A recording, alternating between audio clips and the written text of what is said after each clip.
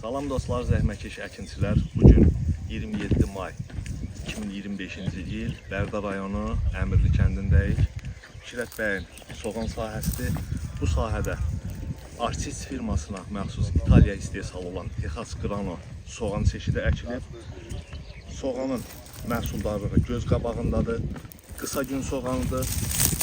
Toxum yerə səpilib sentyabrın 27-28 aralığında suvarması oktyabrın 3-dən 11-nə qədər damlama üsulu ilə əkilib, tirə üsulu ilə əkilib, məhsuldarlıq göz qabağındadır.